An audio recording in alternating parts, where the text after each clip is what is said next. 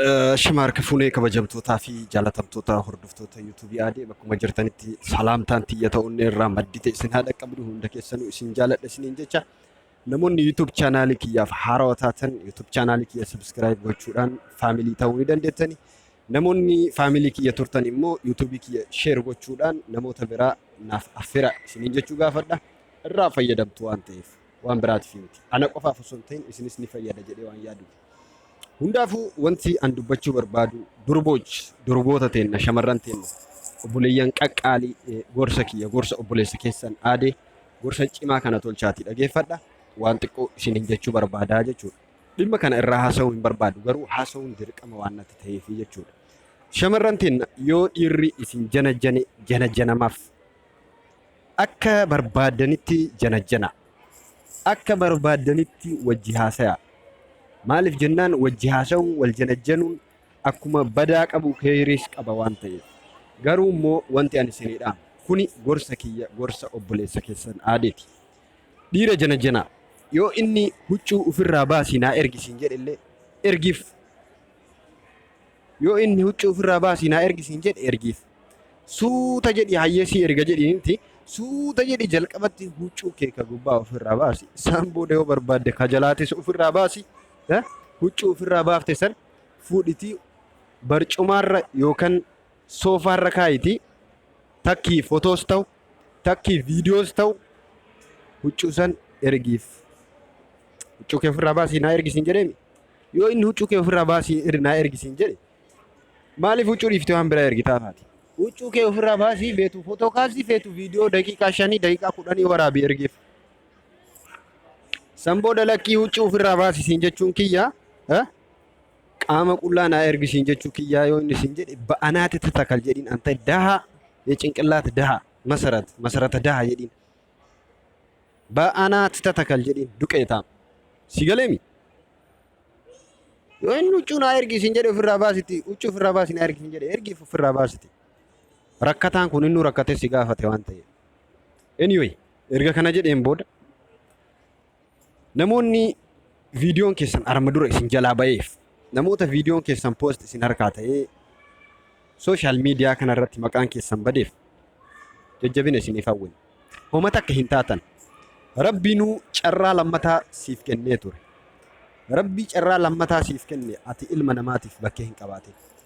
Akkaataa viidiyoodhaan kuni poost itti ta'uu jalqabee fi yoom akka jalqabamee fi wantoonni akkanaa kun akkamitti akka viidiyoodhaan nama jalaa ba'u irra waan xiqqoo dubbachuu barbaada. Keessattuu wanti kun dubartoota biyya Arabaa ilaallata. Haqa walitti himuu wayya. Dubartoota biyya Arabaa yoo jedhu jibbaa keessaniif yookaan waan biraatiif hin jedhu. Ni jira dachii Awurooppaatirras wantoonni akkanaa kun ni jiru. Garuu parsantiin isaa gadi bu'aadha. Dhibba keessaa yoo xiqqaate parsantii 5 yoo ta'e ka biyyoota Awurooppaa namoota biyyoota Awurooppaa biyyoota Arabaa kanarratti baay'ata. Maaliif isinitti fakkaata? Hundi keenyayyuu biyyi nu irra jirru biyya rakkoo waan taateef.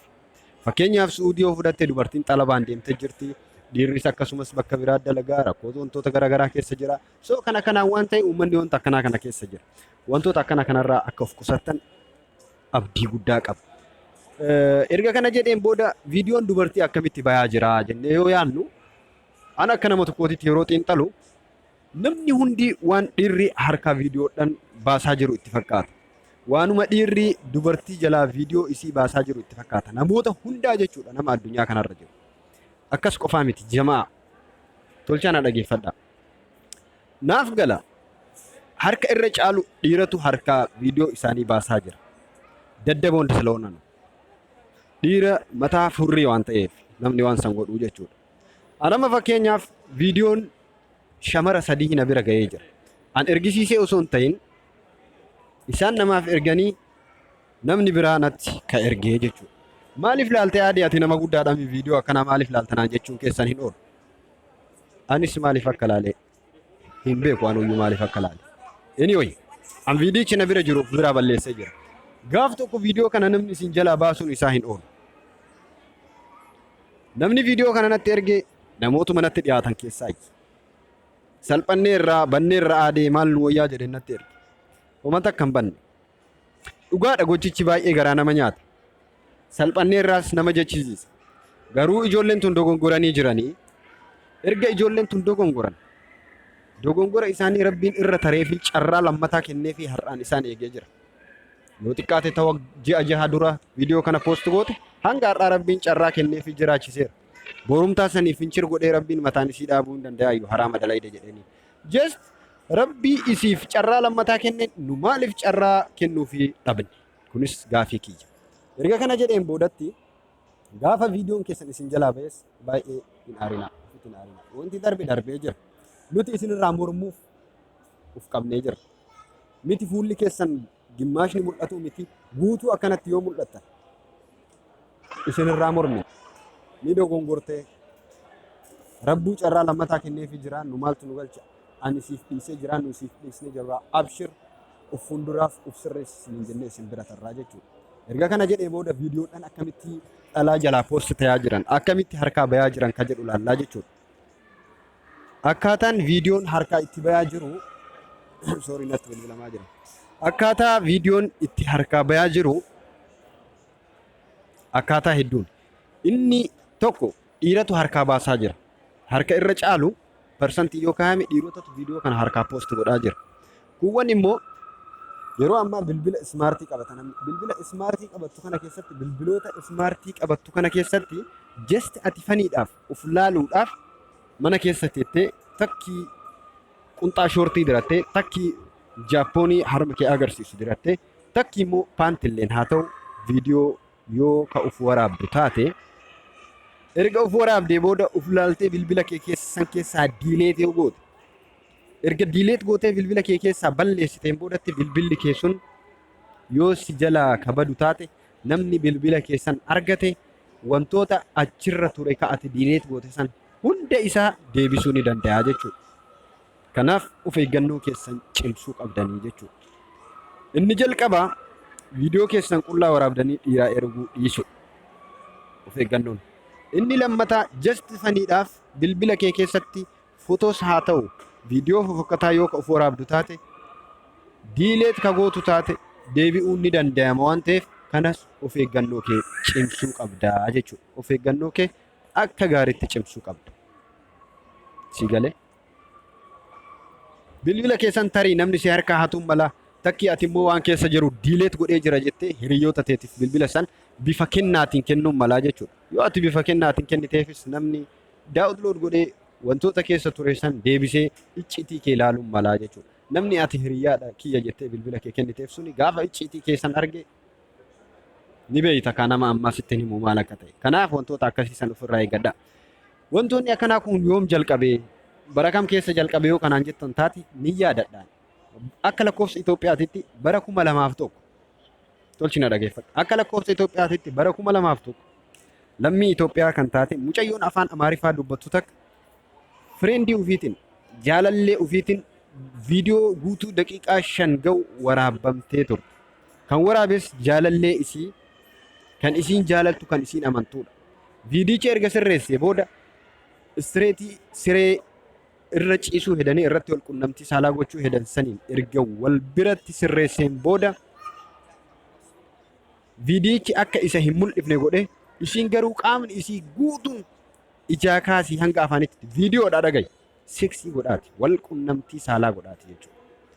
Wal qunnamtii saalaa godhaa viidiyoo daqiiqaa 5 olii waraabee qilleensarra harkaa oolche. Yeroo jalqabaatiif ajaa'ib ka jechisiise viidiyoon Itoophiyaa wantoota akkasiisanii waraabamuun mucayyoo san booda aara saniin jalqaba akkuma viidiyoo san argeen abbaan isii uf ajjeese.